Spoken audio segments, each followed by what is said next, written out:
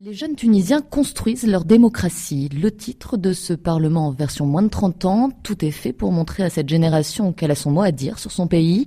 Derrière cette initiative, l'association Tunact, qui se décrit comme indépendante, Ziad Touzani, son président. Même s'il y a des jeunes qui veulent participer à la vie politique, ils sont souvent mis de côté par des seniors qui ne laissent pas la place aux nouvelles générations.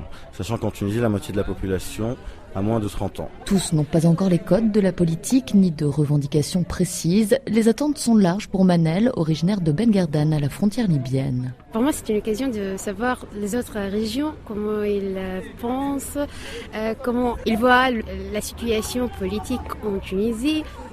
Par exemple, au sud-est, les jeunes sont plus intéressés au commerce, aux problèmes commerciaux, aux problèmes économiques.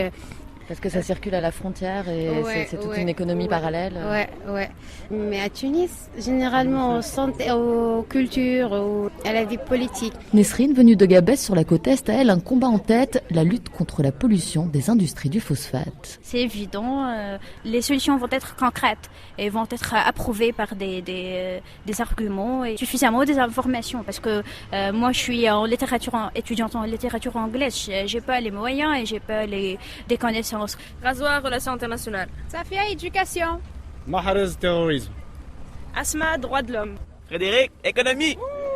Les participants répartis en commissions sont encadrés par des modérateurs venus de différents pays. Comme l'an dernier, les recommandations issues de leur travail seront distribuées aux députés et aux partis politiques. Mais difficile d'évaluer leur impact. Rouloud, étudiante en droit, n'est pas très optimiste. J'espère donner une assez bonne image quand même, qui prouve qu'on peut, même si on n'a pas une autre part, mais quand même on peut. Mais pour tout ce qui est vraiment concret, un impact concret, j'en suis pas aussi sûre, disons. Si les participants ont toujours peur de ne pas être entendus, leur mobilisation est encourageante. Ils étaient 800 à candidater pour 80 places. Camille Lafrance, Tunis, RFI.